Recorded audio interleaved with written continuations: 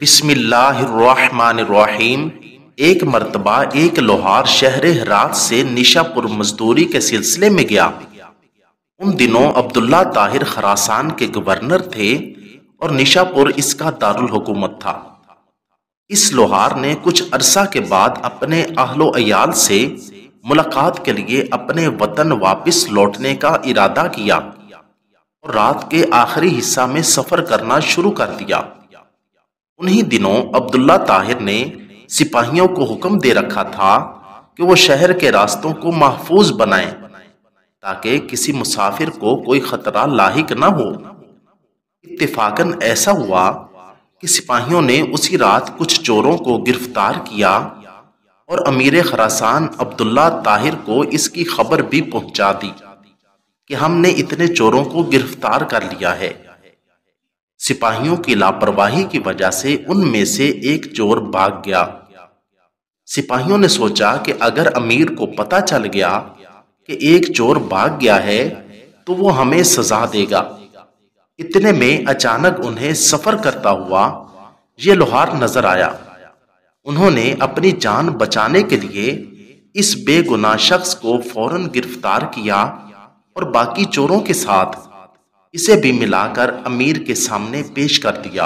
امیر خراسان نے سمجھا کہ یہ سب چوری کرتے ہوئے پکڑے گئے ہیں، اس لیے مزید کسی تفتیش و تحقیق کے بغیر ہی سب کو قید کرنے کا حکم دے دیا۔ یہ لوہار بہت ہی نیک سیرت اور سمجھدار تھا۔ وہ سمجھ گیا کہ اب میرا معاملہ صرف اللہ تعالیٰ کی بارگاہ سے ہی حل ہو سکتا ہے اور میرا مقصد اسی کے کرم سے حاصل ہو سکتا ہے۔ لہٰذا اس نے وضو کیا اور قید خانہ کے ایک کونے میں نماز پڑھنا شروع کر دی۔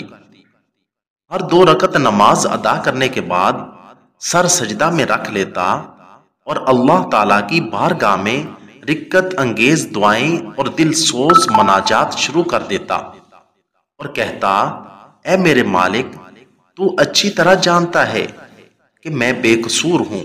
جب رات ہوئی تو عبداللہ طاہر کو نیند آئی اور سو گیا تو اس نے خواب دیکھا کہ 4 بہادر اور طاقتور شخص آئے اور سختی سے اس کے تخت کے چاروں پایوں کو پکڑ کر اٹھایا اور الٹنے لگے۔ اتنے میں اس کی آنکھ کھل گئی۔ اس نے فوراً لا حول ولا قوت الا باللہ پڑھا، پھر وضو کیا اور اس احکم الحاکمین کی بارگاہ میں 2 رکعت نماز ادا کی جس کی طرف ہر شاہ و گدا اپنی اپنی پریشانیوں کے وقت رجوع کرتے ہیں۔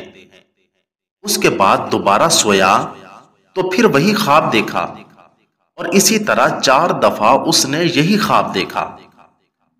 ہر بار وہ یہی دیکھتا تھا کہ چاروں نوجوان اس کے تخت کے پایوں کو پکڑ کر اٹھاتے ہیں اور الٹنا چاہتے ہیں۔ امیر خراسان عبداللہ طاہر اس واقعہ سے گھبرا گئے اور انہیں یقین ہو گیا کہ ضرور اس میں کسی مظلوم کی آہ کا اثر ہے۔ امیر خراسان نے رات ہی میں جیلر کو بلوایا اور اس سے پوچھا کہ بتاؤ، تمہارے علم میں کوئی مظلوم شخص جیل میں بند تو نہیں کر دیا گیا ہے؟ جیلر نے عرض کیا، علی جا، میں یہ تو نہیں جانتا کہ مظلوم کون ہے، لیکن اتنی بات ضرور ہے کہ میں ایک شخص کو دیکھ رہا ہوں جو جیل میں نماز پڑھتا ہے اور رقت انگیز و دل سوز دعائیں کرتا ہے۔ امیر نے حکم دیا اسے فوراً حاضر کیا جائے۔ جب وہ شخص امیر کے سامنے حاضر ہوا تو امیر نے اس کے معاملے کی تحقیق کی۔ معلوم ہوا کہ وہ بے قصور ہے۔ امیر نے اس شخص سے معذرت کی اور کہا، آپ میرے ساتھ 3 کام کیجئے۔ نمبر 1، آپ مجھے معاف کر دیں۔ نمبر 2، میری طرف سے 1000 درہم قبول فرمائیں۔ نمبر 3، جب بھی آپ کو کسی قسم کی پریشانی درپیش ہو تو میرے پاس تشریف لائیں تاکہ میں آپ کی مدد کر سکوں۔ نیک سیرت لوہار نے کہا، آپ نے جو یہ فرمایا ہے کہ میں آپ کو معاف کر دوں تو میں نے آپ کو معاف کر دیا، اور آپ نے جو یہ فرمایا ہے کہ 1000 درہم قبول کر لوں، تو وہ بھی میں نے قبول کیے، لیکن آپ نے جو یہ کہا ہے کہ جب مجھے کوئی مشکل درپیش ہو تو میں آپ کے پاس آؤں، یہ مجھ سے نہیں ہو سکتا۔ امیر خراسان نے پوچھا، یہ کیوں نہیں ہو سکتا؟ تو اس شخص نے جواب دیا کہ وہ خالق و مالک جل جلالہ جو مجھ جیسے فقیر کے لیے آپ جیسے بادشاہ کا تخت ایک رات میں 4 مرتبہ عمدہ کر سکتا ہے، تو اس کو چھوڑ دینا اور اپنی ضرورت کسی دوسرے کے پاس لے جانا اصول بندگی کے خلاف ہے۔ میرا وہ کون سا کام ہے جو نماز پڑھنے سے پورا نہیں ہوتا کہ میں اسے غیر کے پاس لے جاؤں؟ یعنی جب میرا سارا کام نماز کی برکت سے پورا ہو جاتا ہے تو مجھے کسی اور کے پاس جانے کی کیا ضرورت ہے؟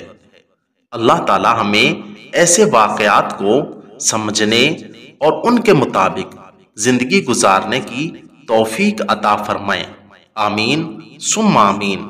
اگر آپ کو میری یہ ویڈیو اچھی لگی ہو تو ویڈیو کو لائک، چینل کو سبسکرائب اور ساتھ دیے گئے بیل آئیکن کے بٹن کو ضرور دبا دیں۔ شکریہ، والسلام۔